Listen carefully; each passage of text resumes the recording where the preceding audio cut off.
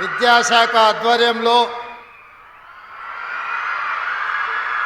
SC ST BC minority KGBV model schools విద్యార్థులతో భారతదేశ మొట్టమొదట ప్రధానమంత్రి పండిట్ జవహర్లాల్ నెహ్రూ గారి జయంతి సందర్భంగా బాలల దినోత్సవ ఉత్సవంలో విద్యార్థుల ఆత్మీయ సమ్మేళనం ఏర్పాటు చేసి తెలంగాణ నలుమూలల నుండి వేలాది విద్యార్థులను కలిసి ఈ ఆత్మీయ సమ్మేళనంలో పాల్గొనడానికి అవకాశం వచ్చినందుకు విద్యార్థులందరినీ మనస్ఫూర్తిగా అభినందిస్తున్నా.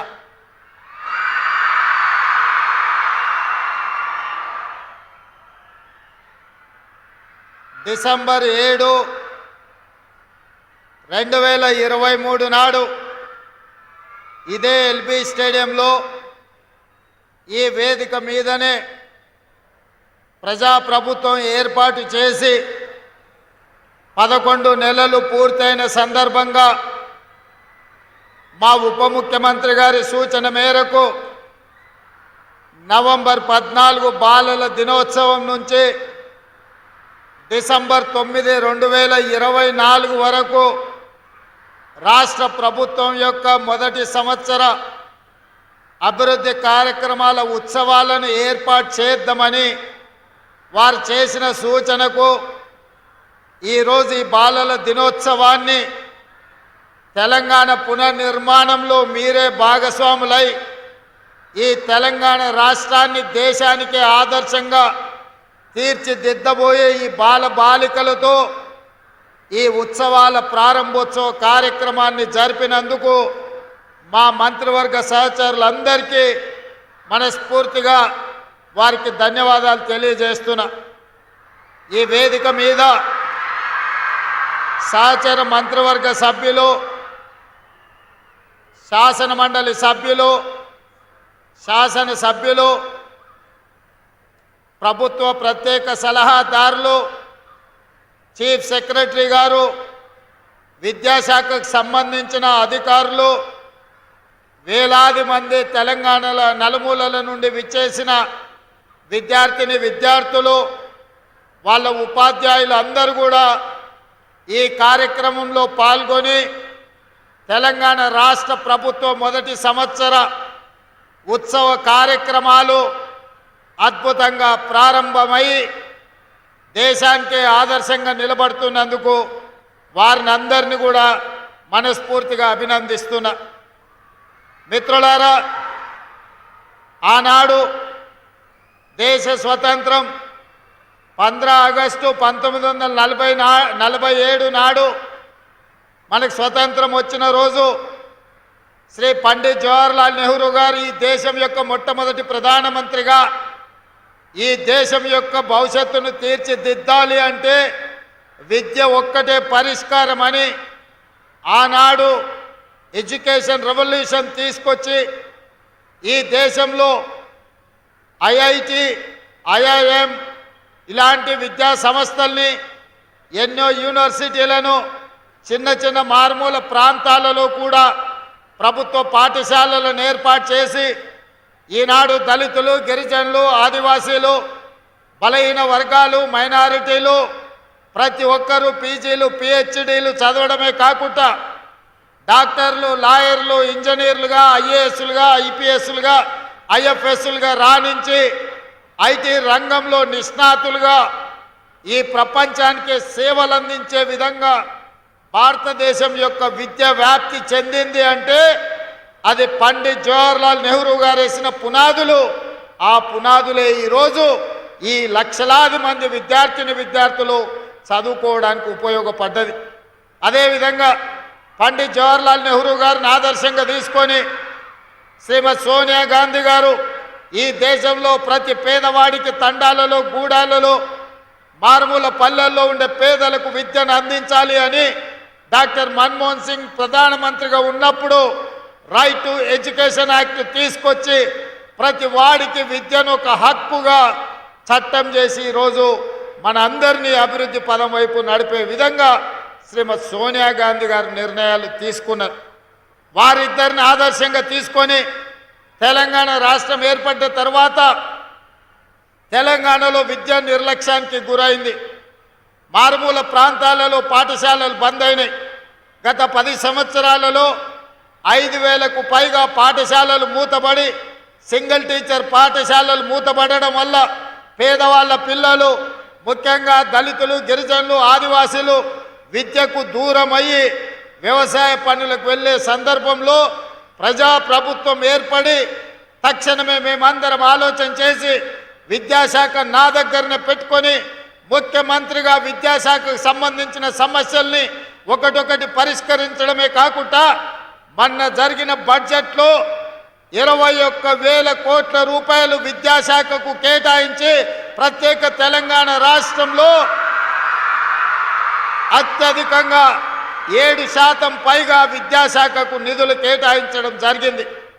ఇదే కాకుండా 20 సంవత్సరాల నుంచి ప్రమోషన్లు లేకుండా దాదాపుగా 10 సంవత్సరాల నుంచి బదిలీలు జరగకుండా విద్యాశాఖకు సంబంధించిన ఉపాధ్యాయులకు ఒక బాధగా, ఒక ఆవేదనగా మారితే మొట్టమొదట విద్యను బోధించే ఉపాధ్యాయుల సమస్యల్ని పరిష్కరించాలి అని 21,000 మంది టీచర్లకు వాళ్ళ ప్రమోషన్లను ఇవ్వడమే కాకుండా 35,000 మంది టీచర్ల బదిలీలు చిన్న వివాదం లేకుండా మా అధికారులు ఆ బదిలీలు చేసి ఇవాళ విద్యకు అవకాశం కల్పించారు.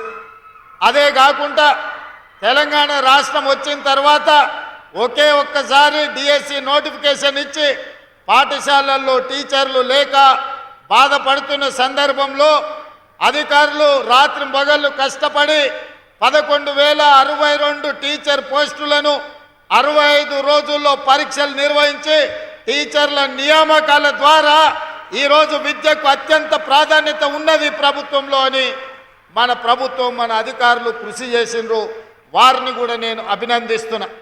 అదేవిధంగా ఈరోజు పాఠశాలలో విద్యార్థులకు పాఠశాలలు తెరిచిన పాఠ్యపుస్తకాలు రాక రెసిడెన్షియల్ స్కూల్స్లో పిల్లలకు బట్టలు అందివ్వక వాళ్ళ డ్రెస్సులు లేకుంటే స్వయం సహాయక సంఘాలకు అందజేసి ఈ బట్టలు కుట్టుడు కార్యక్రమాన్ని అదేవిధంగా పాఠశాల తెరిచిన మొదటి రోజే లక్షలాది మంది విద్యార్థులకు పాఠ్య పుస్తకాలు అందించడమే కాకుండా వాళ్ళు స్కూల్ డ్రెస్సులు కూడా మొదటి రోజే అందించి విద్యకు మా ప్రభుత్వంలో ప్రాధాన్యత ఉన్నది అని చెప్పి విద్యార్థులందరికీ అవకాశాలు కల్పించడం జరిగింది. ఇదే కాకుండా రాష్ట్రంలో వ్యవసాయానికి ఉచిత విద్యుత్తు, పేదవాళ్ళకి ఇళ్లలో ఉచిత విద్యుత్ ఇస్తున్నప్పుడు విద్యాశాఖకు పాఠశాలల్లో ఉచిత విద్యుత్తు లేకపోవడం వల్ల, విద్యుత్తు బకాయిలు చెల్లించకపోవడం వల్ల పాఠశాలలో మనం ఇచ్చిన కంప్యూటర్లు కానీ లేకపోతే ఇతర ఎడ్యుకేషన్ కోసం ఇస్తున్న ఎక్విప్మెంట్ పనిచేయడం లేదు. అందుకే ఆలోచన చేసి నా దృష్టికి వచ్చిన వెంబడే రాష్ట్రంలో ఉండే ప్రభుత్వ పాఠశాలలు 26,854 పాఠశాలలతో పాటు గురుకుల పాఠశాలలు అదేవిధంగా మోడల్ స్కూల్స్ పాఠశాలలకు ఉచితంగా విద్యుత్తును అందించాలి అని ఒక్క కలంపోటుతో ఈనాడు రాష్ట్రంలో ఉండే అన్ని స్కూళ్లకు ఉచిత విద్యుత్తును అందించి మన పిల్లలు చదువుకోవడానికి అన్ని అవకాశాలు కల్పించాలనుకున్నాం. అదేవిధంగా పాఠశాల నిర్వహణలో ఉపాధ్యాయులకు స్కావెంజర్స్ లేకపోవడం, అటెండర్లు లేకపోతే వాళ్ళు టీచర్లే, హెడ్ మాస్టర్లే స్కూళ్ళు ఊడ్చుకునే పరిస్థితి. పాఠాలు చెప్పాల్సిన ఉపాధ్యాయులు పాఠశాలను పరిశుభ్రం చేసుకునే పని చూడడానికి బాగా ఉండదు. తెలంగాణకి ఇది తలవంపు అని చెప్పి సింగరేణి సంస్థ నుంచి ఉప ముఖ్యమంత్రి గారితో మాట్లాడి దాదాపుగా ప్రతి సంవత్సరం 150 కోట్ల రూపాయలు కేటాయించి పాఠశాలలో ఉపాధ్యాయులకు వాళ్ళకు అటెండర్లను అందించడమే కాకుండా పాఠశాలను పరిశుభ్రంగా ఉంచడానికి ఈరోజు నిధులను కేటాయించడం మొట్టమొదటిసారి అని నేను చెప్పదలుచుకున్నాను. అదేవిధంగా పాఠశాల నిర్వహణ, పాఠశాలలో కూర్చోవడానికి కనీసం బల్ల లేకపోవడము, పిల్లలకు చదువు చెప్పడానికి బోర్డు లేకపోవడంతో 650 కోట్లతో పాఠశాలలను బాగు చెయ్యాలని నిధులు కేటాయించి ఈరోజు ఆ పనులను పూర్తి చేసే పని రాష్ట్ర ప్రభుత్వం ముందుకు తీసుకొని వెళ్తున్నది. అదేవిధంగా యూనివర్సిటీలలో ఈరోజు వైస్ ఛాన్సలర్లు లేకపోవడం వల్ల ఒకవేళ గతంలో నియమించిన వాళ్ళు ఉన్నా అవినీతికి పాల్పడి టీచర్స్గా టీచింగ్ స్టాఫ్ కానీ నాన్ టీచింగ్ స్టాఫ్ రిక్రూట్మెంట్ జరగకపోవడం వల్ల ఈరోజు కాకతీయ ఉస్మానియా యూనివర్సిటీ లాంటి ప్రముఖమైన యూనివర్సిటీలు ఈరోజు పూర్తిగా దెబ్బతినిపోయి తెలంగాణ ప్రతిష్టకే భంగం ఏర్పడే పరిస్థితి వచ్చింది. అందుకే మా ప్రభుత్వం ఏర్పడిన మరుక్షణం అన్ని యూనివర్సిటీలకు వైస్ ఛాన్సలర్లు ఉండాలి, సమర్థులైన వైస్ ఛాన్సలర్లు ఉన్నప్పుడే యూనివర్సిటీలలో పిల్లలు చదువుకోవడానికి ముఖ్యంగా వీలవుతుందని ఈరోజు దాదాపుగా 10 యూనివర్సిటీలకు వైస్ ఛాన్సలర్ నియమించడం. తొందరలోనే ఆ యూనివర్సిటీలలో ఉండే ఖాళీ పోస్టులను టీచింగ్ నాన్ టీచింగ్ అందరినీ కూడా ఈరోజు నియామకాలు చేపట్టడానికి ప్రభుత్వం ముందుకు వచ్చింది. అదేవిధంగా విద్య అత్యంత కీలకమైంది. విద్య కోసం పెట్టే పెట్టుబడి ఖర్చు కాదు, ఇది పెట్టుబడి భవిష్యత్ తరాల నిర్మాణానికి తెలంగాణ రాష్ట్ర పునర్నిర్మాణానికి ఉపయోగపడుతుంది అని ఈరోజు నిధులను కేటాయించడమే కాకుండా ఈ విద్యాశాఖలో సిలబస్ విషయంలో కావచ్చు, భవిష్యత్ కార్యాచరణ విషయంలో కావచ్చు, వాళ్ళ సమస్యల పరిష్కారం కోసం విద్యా కమిషన్ ఉండాలి అని ఐఏఎస్ అధికారి అక్నూర్ మురళి గారిని వారితో పాటు చదువుకున్న వాళ్ళని సభ్యులు చేసి ఈరోజు విద్యా కమిషన్ మొట్టమొదటిసారి దేశంలోనే తెలంగాణ రాష్ట్ర ప్రభుత్వం విద్యా కమిషన్ను నియమించుకోవడం జరిగింది. ఎందుకు అంటే విద్యలో సమూలమైన మార్పులు తేవాలి, ప్రక్షాళన చెయ్యాలి, భవిష్యత్తుకు పునాదులు వెయ్యాలి అన్న కంకణ బద్దులై రాష్ట్ర ప్రభుత్వం ఈరోజు విద్యా కమిషన్ని నియమించుకొని సమూలమైన మార్పులకు తెరలేపిందన్న సంగతి కూడా మా విద్యార్థులకు నేను చెప్పదలుచుకున్నా. ఇవాళ తెలంగాణ రాష్ట్రంలో 26,854 ప్రభుత్వ పాఠశాలలు ఉన్నాయి, గురుకులాలు ఉన్నాయి, మోడల్ స్కూల్స్ ఉన్నాయి. వీటన్నిటిలో దాదాపుగా 26 లక్షల మంది విద్యార్థులు చదువుకుంటున్నారు. మరి ప్రైవేట్లో 11,000 పైచిలకు పాఠశాలలు ఉంటే 36 లక్షల మంది విద్యార్థులు చదువుకుంటున్నారు. నేను ఈ సందర్భంగా దాదాపుగా 2,000 మంది టీచర్లు ఈరోజు ఇక్కడ ఉన్నారు. మీరొక్కసారి ఆలోచన చేయండి. మీ విద్య మీకున్న యొక్క అనుభవం ప్రైవేట్ పాఠశాలలో ఉన్న వాళ్ళకు లేదు. కానీ ఈరోజు తల్లిదండ్రులు పేదవాళ్ళు, దళితులు, గిరిజనులు, మారుమూల పల్లెల్లో కూడా తమ పిల్లల్ని ప్రైవేటు పాఠశాలకు పంపించడమే ప్రతిష్ట అన్నట్టుగా రూపాయి కూడబెట్టి అక్కడికి పంపించుకుంటున్నారు. ఇవాళ ప్రభుత్వ పెద్దలుగా ముఖ్యమంత్రిగా నేను, మా మంత్రులు, మా ఎమ్మెల్యేలు, మా ఎంపీలు, మాతో పాటు ఉపాధ్యాయులు ఆలోచన చెయ్యాలి. ప్రభుత్వ పాఠశాలల ప్రతిష్ట దెబ్బతింటున్నది. ఆ ప్రతిష్టను పునరుద్ధరించవలసిన బాధ్యత మన అందరి మీద ఉన్నది. పేద ప్రజలకు విశ్వాసం కల్పించాలి, నమ్మకం కలిగించాలి. ప్రభుత్వ పాఠశాలలో పోటీపడి చదువుకునే విధంగా తీర్చిదిద్దే బాధ్యత మన అందరి మీద ఉన్నది. ఇవాళ ప్రైవేటు పాఠశాలల కంటే అన్ని రకాలుగా మౌలిక వసతులను రాష్ట్ర ప్రభుత్వం ఏర్పాటు చేయడానికి సిద్ధంగా ఉన్నది.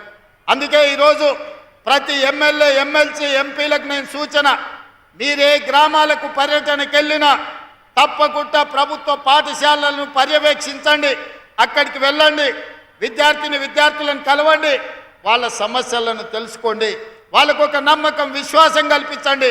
నేను చీఫ్ సెక్రటరీ గారికి చెప్పిన, కలెక్టర్లకు ఆదేశాలు ఇచ్చిన, వాళ్ళ క్షేత్రంలో వాళ్ళ జిల్లాల్లో తప్పకుండా వారంలో 2 రోజులు రెసిడెన్షియల్ స్కూల్స్, అదేవిధంగా గవర్నమెంట్ స్కూల్స్ వాళ్ళు పర్యవేక్షించాలి.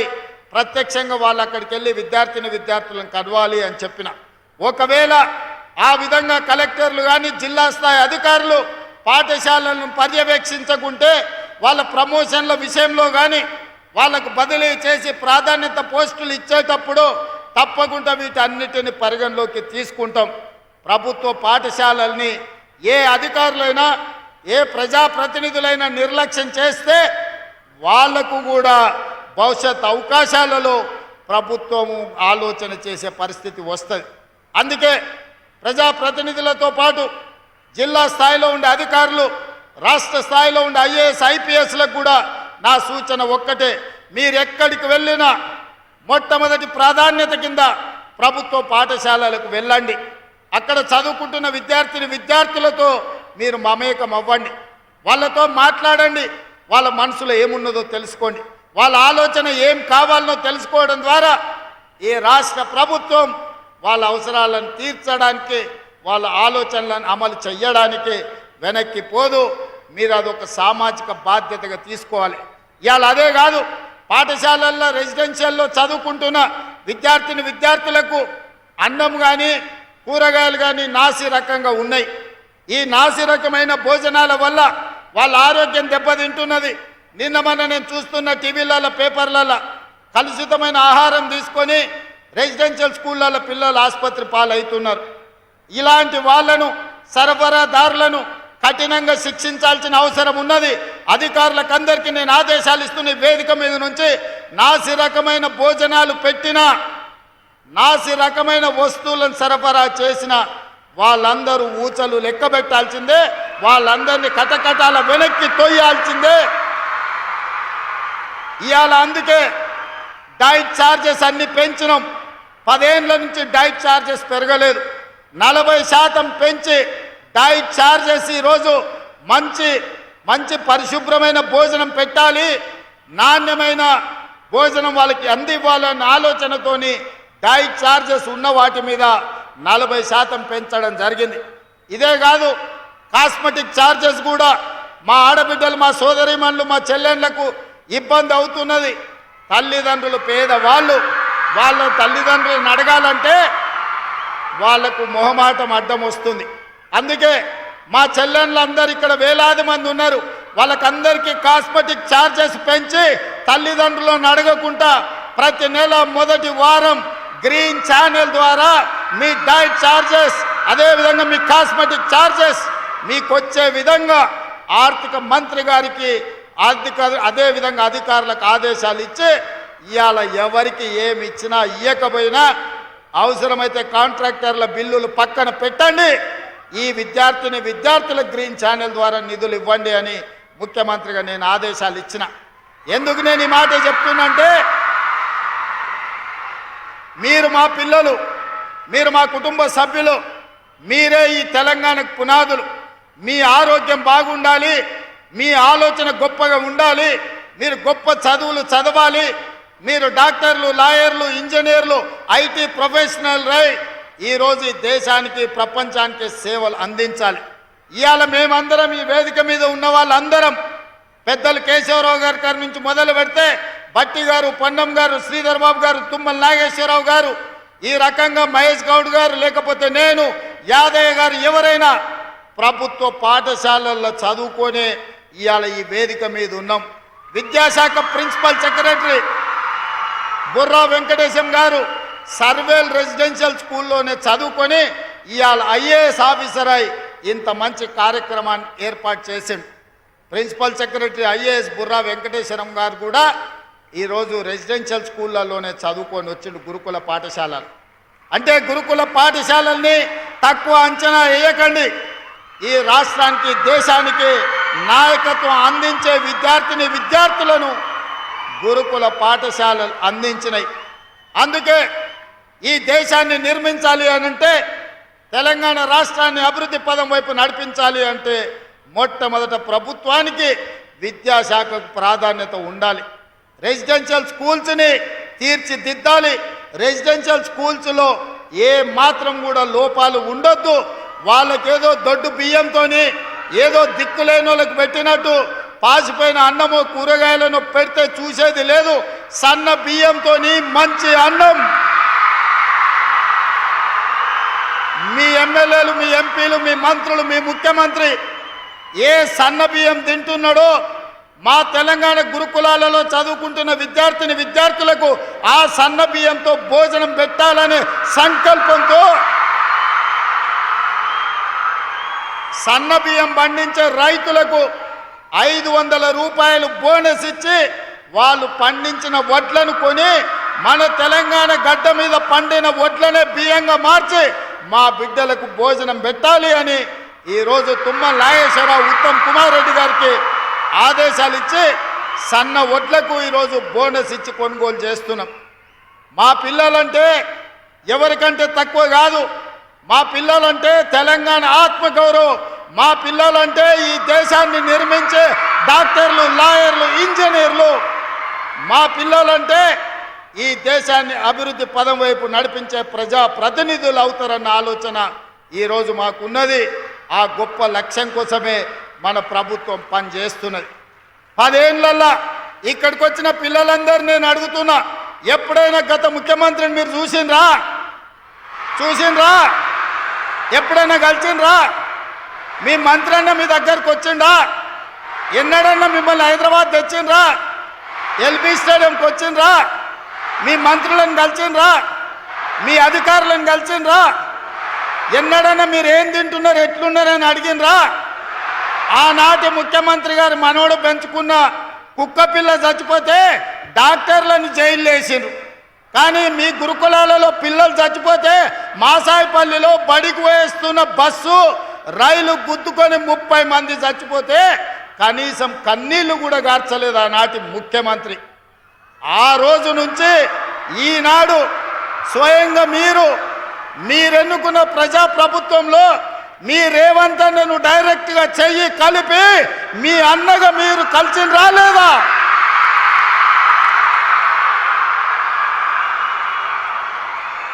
మీ మధ్యలోకి ఇట్లా నడుచుకుంటూ వచ్చి మీ రేవంత్ అన్న మీతో చెయ్యి కలిపిండా లేదా? ఎందుకు అవకాశం వచ్చిందంటే మీ తల్లిదండ్రులను మీరు ప్రజాప్రభుత్వం ఏర్పాటు చేయాలని ఒత్తిడి తెచ్చి ఈరోజు ఈ ప్రభుత్వాన్ని ఏర్పాటు చేసిండ్రు. కాబట్టి వీళ్ళందరూ మేమందరం మీ దగ్గరకు వచ్చినాం. మీరు హైదరాబాదు నగరానికి వచ్చిండ్రు. మీరు ఎల్బీ స్టేడియంలో ఎప్పుడు కూడా ఊహించని విధంగా ఈరోజు మీరందరు ఇక్కడికి వచ్చిండ్రు. మీ టీచర్లు మిమ్మల్ని తీసుకొచ్చిండ్రు. ఇవాళ పండిత్ జవహర్లాల్ నెహ్రూ గారి జయంతి సందర్భంగా ఈరోజు బాలల దినోత్సవం మీ అందరి మధ్యలో కూర్చొని మనమందరం ఈరోజు నిర్వహించుకుంటున్నాం. దీనికి కారణం తెలంగాణలో వచ్చిన మార్పు, ప్రభుత్వంలో వచ్చిన మార్పు. ప్రభుత్వం అంటే ప్రజలకు అందుబాటులో ఉండాలి. ముఖ్యమంత్రి అంటే ప్రజలతో మాట్లాడాలి. ముఖ్యమంత్రి గారు మంత్రులు మీ బాధ, మీ కష్టం తెలుసుకోవాలి, మీ అవసరాలను తీర్చాలి. మీ అధికారులు మీరు చదువుకుంటున్న పాఠశాలకు రావాలి. అందుకే ఈరోజు అధికారులను, ఎమ్మెల్యేలను, ఎంపీలను, మంత్రులను, ప్రభుత్వ సలహాదారులను అందరినీ కూడా మీ దగ్గరికి తీసుకొచ్చి అందరిని ఒక వేదిక మీద కూర్చోబెట్టి మీతోని 2 గంటల నుంచి దాదాపుగా 3.5 గంటలు మా తెలంగాణ విద్యార్థులు గొప్ప కళాకారులుగా ఈ వేదిక మీద పర్ఫార్మెన్స్ ఇవ్వడం ద్వారా లక్షలాది మంది తెలంగాణ విద్యార్థులకు ఒక స్ఫూర్తిగా నిలబడ్డారు. ఎప్పుడైనా మీ రెసిడెన్షియల్ స్కూల్ పిల్లలు ఎల్బీ స్టేడియంలో పర్ఫార్మెన్స్ చేసిండ్రా? మీ కళల్ని ప్రదర్శించిండ్రా ఎప్పుడైనా? కానీ మీ రేవంత్ అన్న మీకోసం ఇంత గొప్పగా ఏర్పాటు చేసి మీలో ఉన్న కళాకారులను వెలికి తీసి తెలంగాణకు ఆదర్శంగా తీర్చిదిద్దాలి అని మీకు ఇవాళ అవకాశం ఇచ్చిన మాట వాస్తవం కాదా? అందుకే ఈరోజు మీ అందరిని కలవడం ద్వారా రాని మిగతా 26 లక్షలు, అదేవిధంగా ప్రైవేట్లో 36 లక్షలు, ఈ 2 కలిస్తే దాదాపుగా 60 లక్షల మంది విద్యార్థులు ప్రభుత్వ ప్రైవేట్ పాఠశాలల్లో చదువుకుంటున్నారు. ఈ 60 లక్షల మందే తెలంగాణ సమాజం. ఈ 60 లక్షల విద్యార్థులలోనే డాక్టర్లు, లాయర్లు, ఇంజనీర్లు, ఐఏఎస్లు, ఐపీఎస్లు, ఎమ్మెల్యేలు, ఎంపీలు, తెలంగాణ రాష్ట్రానికి కాబోయే ముఖ్యమంత్రులు మీలోనే ఉన్నారు. మీరందరూ ఆకుంఠిత దీక్షతో గొప్పగా చదువుకోండి.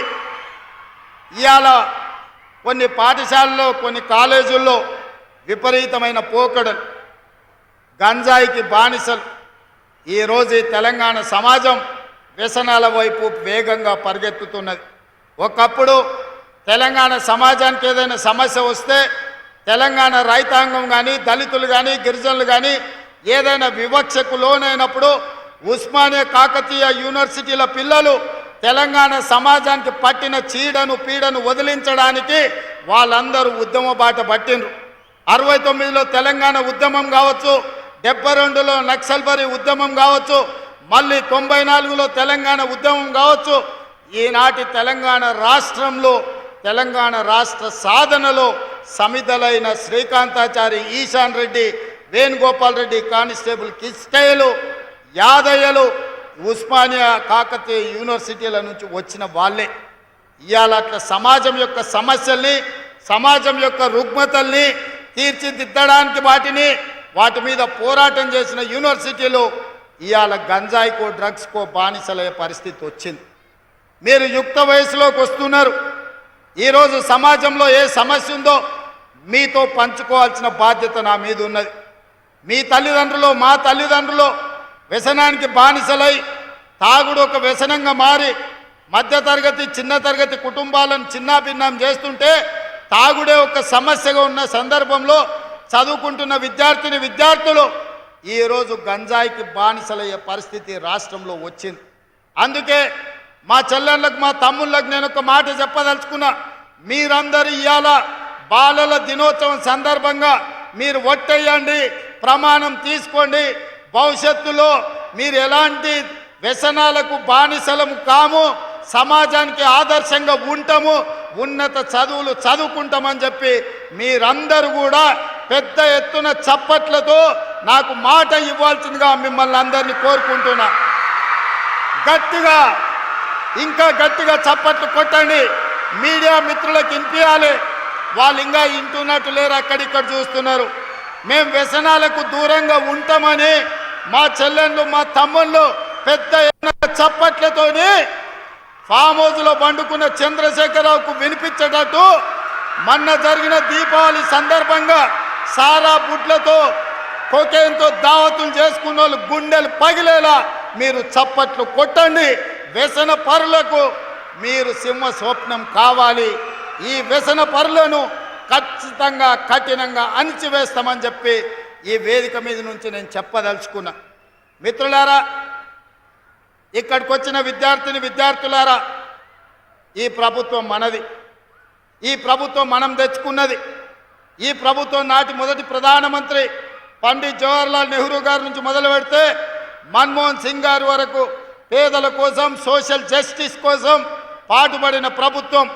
ఈరోజు అందుకే సమాజంలో వస్తున్న మార్పును, సమాజం నుంచి వస్తున్న డిమాండ్ను దృష్టిలో పెట్టుకొని కులగణన సర్వే, ఇంటింటికి సర్వే కోసం ప్రభుత్వ అధికారులు వస్తున్నారు. 85,000 మంది ఈరోజు క్షేత్రస్థాయిలో పనిచేస్తున్నారు. 8,500 మంది వాళ్ళను పర్యవేక్షిస్తున్నారు. ఏ ఇంటికి ఈ కులగణన కోసం వచ్చినా మీరు చదువుకున్న విద్యార్థులుగా అన్ని వివరాలను అందించడం ద్వారా కులగణను విజయవంతం చెయ్యాలి. రేపు మీ రిజర్వేషన్లు 50% దాటి మీకు అందుబాటులోకి రావాలి అంటే కులగణన జరిగి తీరాలి. రేపటి భవిష్యత్తులో నిధులు జనాభా దామాష ప్రకారం నిధుల కేటాయింపు జరగాలి అంటే కులగణన జరగాలి. మీ చదువులకు ఉన్నత విద్యా అవకాశాలు రావాలి అనంటే కులగణన జరగాలి. మీ ఉద్యోగ ఉపాధి అవకాశాలు మీ తలుపు తట్టాలి అంటే ఈ రాష్ట్రంలో కులగణన జరగాలి. తెలంగాణ రాష్ట్రంలో మన ప్రభుత్వం చేయబోతున్న కులగణన ఈ దేశానికే ఆదర్శంగా ఉండబోతుంది. 2025 జనగణనలో ఖచ్చితంగా కేంద్ర ప్రభుత్వం మెడలు వంచి కులగణనను కూడా అందులో చేర్పించి తద్వారా రాజకీయ రిజర్వేషన్లు, ఎడ్యుకేషన్, ఎంప్లాయ్మెంట్ రిజర్వేషన్లను 50% పైబడి అందుబాటులోకి తేవడానికి కట్టుబడి ఉన్నది కాంగ్రెస్ ప్రభుత్వం. అందుకే కులగణనను కూడా మీరు ఇంటికి వచ్చినప్పుడు మీ అమ్మా నాన్నకి చెప్పండి, ఇందులో పాల్గొనేలా చెయ్యండి. ఆ వివరాలు మీరే చెప్పండి. ఆ వచ్చిన అధికారులతోటి ఆ కులగణన మొత్తం షీట్స్ మీరు తీసుకోండి, మీరు చదవండి, మీరు అవగాహన చేసుకోండి. మీరు మీ పక్కింటి వాళ్ళకి చెప్పండి, మీకు తెలిసిన వాళ్ళకి చెప్పండి. ఈ కులగణన ఎవరికి ఎలాంటి ఇబ్బంది తేదు, ఎవరి ఆస్తులను గుంచుకోదు, ఎవరి రిజర్వేషన్లను తొలగించదు, ఏ ప్రభుత్వ సంక్షేమ పథకాలను ఆపదు. కొంతమంది కుట్రపూరితంగా మీరు వివరాలు ఇస్తే మీ సంక్షేమ పథకాలు ఆగిపోతున్నాయని అబద్ధపు ప్రచారం చేస్తారు. ఈ కులగణన మీ సంక్షేమ పథకాలు పెంచడానికి, మీ రిజర్వేషన్లను పెంచడానికి, ఆర్థికంగా మీకు ఇంకా నిధులను ఎక్కువ కేటాయించడానికే తప్ప ఏ ఒక్క సంక్షేమ పథకం తొలగించడానికి కులగణన కాదు. ఆనాడు రాహుల్ గాంధీ గారు ఈ దేశానికి మాట ఇచ్చారు. భారత్ జోడో యాత్ర సందర్భంగా కులగణన చేస్తాం, కులగణన ఎక్స్రే లాంటిది అని. ఇది ఎక్స్రే కాదు, mega health checkup for society. సమాజంలో ఉన్న అన్ని అంచనాలను తీసుకొని అందరికీ సంక్షేమ పథకాలు అందించడమే ఈ ప్రభుత్వం యొక్క ఆలోచన. అందుకే కులగణనకు ఎవరైనా అడ్డొస్తే వాళ్ళను ద్రోహులుగా ప్రజలకు చెప్పండి. అలాంటి ద్రోహులకు తెలంగాణ సమాజంలో తావు ఇవ్వకండి. ప్రజల్ని మభ్య పెట్టడంలో కొంతమంది ఉంటారు. 10 ఏళ్ళ అధికారంలో ఉన్నప్పుడు ఏ నిరుద్యోగ యువకులు గుర్తురాలే, ఏ అశోక్ నగర్ చౌరస్తా వైపు మళ్ళీ చూడలే, ఎవడు దిల్సుఖ్ నగర్ల కోచింగ్ సెంటర్లు ఉన్నోళ్ళ గురించి ఆలోచన చేయలే. ఆనాడు తెలంగాణ ఉద్యమంలో పిల్లల్ని రెచ్చగొట్టి భావోద్వేగానికి లోను చేసి వాళ్ళు అమరులైతే వాళ్ళ శవాల మీద ఈరోజు అధికారంలోకి ఆనాడు ఎక్కి 10 ఏళ్ళు మనల్ని తొక్కిండ్రు. 10 ఏళ్ళ తర్వాత తెలంగాణ సమాజం తేరుకొని వాళ్ళని బండకేసి కొట్టి ప్రజా ప్రభుత్వాన్ని తెచ్చుకొని ప్రజా సంక్షేమ అభివృద్ధి పథకాలు అమలు చేస్తుంటే మళ్ళీ కుట్రలకు తెర లేపుతున్నారు. ఈ కుట్రల్ని తిప్పికొట్టాల్సిన బాధ్యత ఇక్కడికి వచ్చిన విద్యార్థులదే అని చెప్పి నేను ఈ సందర్భంగా తెలియజేస్తున్నా. రాష్ట్రం అభివృద్ధి జరగాలంటే స్కిల్ యూనివర్సిటీ ఉండాలి. సర్టిఫికెట్లు ఉంటే ఉద్యోగాలు రావు. మనకు స్కిల్, శిక్షణ, నైపుణ్యం ఉన్నప్పుడే ఉపాధి అవకాశాలు వస్తాయి. అందుకే తెలంగాణ రాష్ట్రం ఈరోజు యంగ్ ఇండియా స్కిల్స్ యూనివర్సిటీని ఈరోజు తెలంగాణ రాష్ట్రంలో ప్రారంభించుకున్నది. అదేవిధంగా మొన్న జరిగిన ఒలింపిక్స్లో ఒక్క మెడల్ కూడా రాలేదు. అందుకే 2028లో జరగబోయే ఒలింపిక్స్లో బంగారు పథకాలు తెలంగాణ రాష్ట్రం నుంచే తేవాలి, సాధించాలన్న లక్ష్యంతో యంగ్ ఇండియా స్పోర్ట్స్ యూనివర్సిటీని, స్పోర్ట్స్ అకాడమీని ఈరోజు మనం ఏర్పాటు చేసుకున్నాం. ఇదే కాదు, మనకు బాక్సింగ్లో రాణించిన నిఖత్ జరీన్ని, క్రికెట్లో రాణించిన సిరాజ్కు ఈరోజు క్రీడలలో రాణించినందుకు వాళ్ళిద్దరికీ డిఎస్పి స్థాయి గ్రూప్ 1 ఉద్యోగాలు ఇచ్చి వాళ్ళని గౌరవించినాం. చదువులో రాణించడమే కాదు, క్రీడల్లో రాణించిన మీరు కోరిన ఉద్యోగం ఇచ్చే బాధ్యత మీ రేవంత్ అన్నగా నేను తీసుకుంటా. చదువుతో పాటు క్రీడల్లో పాల్గొనండి, క్రీడల్లో రాణించండి. దీప్తి అని వరంగల్ అమ్మాయి పారా ఒలింపిక్స్లో మెడల్ సాధిస్తే గ్రూప్ 2 ఉద్యోగం ఇవ్వడమే కాకుండా వరంగల్లో ఇంటికి ప్లాట్ ఇచ్చినాం, నగదు బహుమానం ఇచ్చినాం. ఇవన్నీ కూడా క్రీడల్ని ప్రోత్సహించడానికి ఈరోజు ఈ రాష్ట్ర ప్రభుత్వం తీసుకుంటున్నది. అందుకే ఇక్కడికి వచ్చిన విద్యార్థులకు చదువులతో పాటు క్రీడల మీద సమయం కేటాయించండి, క్రీడల్లో రాణించండి. మట్టిలో మాణిక్యాలను వెలికి తీసే బాధ్యత ఈ రాష్ట్ర ప్రభుత్వం తీసుకుంటుంది. క్రీడల్లో రాణించిన వాళ్లకు క్రీడలలో కూడా రిజర్వేషన్లు ఇచ్చి ప్రభుత్వ ఉద్యోగాలు ఇవ్వడానికి మీ రేవంత్ అన్న ప్రభుత్వం సిద్ధంగా ఉన్నది. క్రీడల్లో కూడా మీరు రాణించాల్సిందిగా మిమ్మల్ని అందరూ నేను కోరుకుంటున్నా. ఈరోజు ఇదే కాకుండా మీ గురుకులాలు, చాలామంది గురుకులాల పిల్లలు ఉన్నారు, ఎస్సీ ఎస్టీ బీసీ మైనారిటీ గురుకులాలు. మీకు భవంతులు ఉన్నాయా? చిన్న చిన్న పిట్టగుళ్ళలో ఉంటున్నారు. మీ రెసిడెన్షియల్ స్కూల్స్ కట్టినరా? మీకు బిల్డింగులు ఉన్నాయా? లేవు కదా. అందుకే ఈరోజు ప్రభుత్వం BC SC ST minority residential స్కూల్స్ని ఒక ఇంటిగ్రేటెడ్ వ్యవస్థగా మార్చి young India integrated residential schools 20 నుంచి 25 ఎకరాల స్థలాన్ని ప్రతి నియోజకవర్గంలో కేటాయించి 125 నుంచి 150 కోట్ల రూపాయల నిధులు కేటాయించి అంతర్జాతీయ స్థాయి ప్రమాణాలతో మీకు చదువు చెప్పించాలి, క్రీడా ప్రాంగణాలు ఉండాలి, లైబ్రరీ ఇవ్వాలి, ల్యాబ్లను పెట్టాలి, మీ భోజన వసతులు గొప్పగా ఉండాలి అని young India integrated residential schools వచ్చే సంవత్సరం లోపల మీకు అందుబాటులో తేవడానికి ఇవాళ నిర్ణయం తీసుకున్నాం. అందుకోసం దాదాపుగా 12,000 నుంచి 15,000 కోట్ల రూపాయలతోటి అద్భుతమైన పాఠశాలల్ని మీకు నిర్మించాలని రాష్ట్ర ప్రభుత్వం నిర్ణయం తీసుకున్నది. ఒక గొప్ప ఆలోచన. పండిత్ జవహర్లాల్ నెహ్రూ గారు ఇచ్చిన స్ఫూర్తి, పివి నరసింహారావు గారు తీసుకొచ్చిన విధానాలు ఈరోజు మీ జీవితాలలో వెలుగు నింపాలి. ఆ వెలుగు నింపే కార్యక్రమాన్ని మీ అన్నగా నేను తీసుకోవాలని నేను భావిస్తున్నా. ఎందుకంటే జీవితంలో ఒక చిన్న గ్రామం నుంచి, వ్యవసాయ కుటుంబం నుంచి 17 ఏళ్ళు కష్టపడి జిల్లా పరిషత్ మెంబర్ నుంచి తెలంగాణ ముఖ్యమంత్రి వరకు ఈ తెలంగాణ ప్రజలు, ఈ తెలంగాణ పేదోళ్ళు, ఈ తెలంగాణలో ఉండే దళితులు, గిరిజనులు, బలహీన వర్గాలు, మైనారిటీలు గుండెల్లో పెట్టి చూసుకొని భుజాల మీద మోసి ఈరోజు 4 కోట్ల తెలంగాణ ప్రజలకు నన్ను ముఖ్యమంత్రిని చేసింది. మరి ఇవాళ నన్ను ముఖ్యమంత్రిని చేసిన మీకు కృతజ్ఞత తెలుపుకునే అవకాశం వచ్చింది. అందుకే ఈరోజు ఈ పేదోళ్ళ కోసం, పేదోళ్ళ పిల్లల కోసం, మీ విద్య కోసం, మీ అభ్యున్నతి కోసం ఈరోజు ఈ ప్రభుత్వం పాటుపడుతుంది. రాత్రి పగళ్ళు మీ అభివృద్ధి కోసం పని చేసే బాధ్యత నాది.